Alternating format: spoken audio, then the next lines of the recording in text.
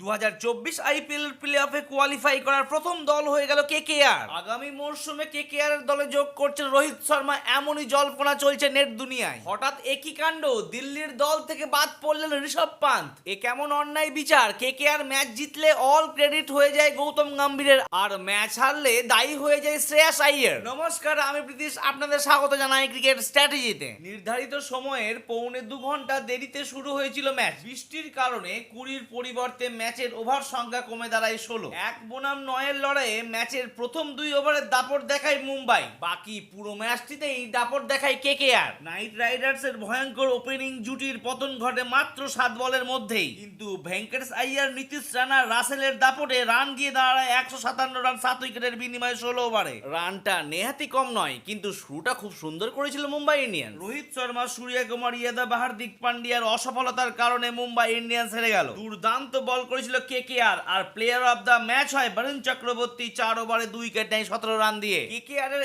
এতটা সাফল্য গৌতম গম্ভীরের জন্যই সম্ভব। তার কারণ স্বরূপ 2022 আর 2023-এ আইপিএল এর 7 নম্বর জায়গায় তারা শেষ করেছিল, কিন্তু গৌতম গম্ভীর মেন্টর হওয়ার পর 2024-এ প্রথম কোয়ালিফায়ার দল হয়ে গেল কেকেআর। আর আমাকেও কোয়ালিফাই করাতে হলে ভিডিওটি লাইক আর চ্যানেলটি সাবস্ক্রাইব করতে মোটেই ভুলবেন না। আসন্ন ম্যাচে খেলবেন না দিল্লির অধিনায়ক ঋষভ পান্ত, তাই আরসিবির ম্যাচে অধিনায়ক হবেন আকসার প্যাটেল। শেষ ম্যাচে রাজস্থান রয়্যালসের বিরুদ্ধে স্লো ওভার রেটের কারণে শাস্তির মুখে পড়তে হয় তাকে।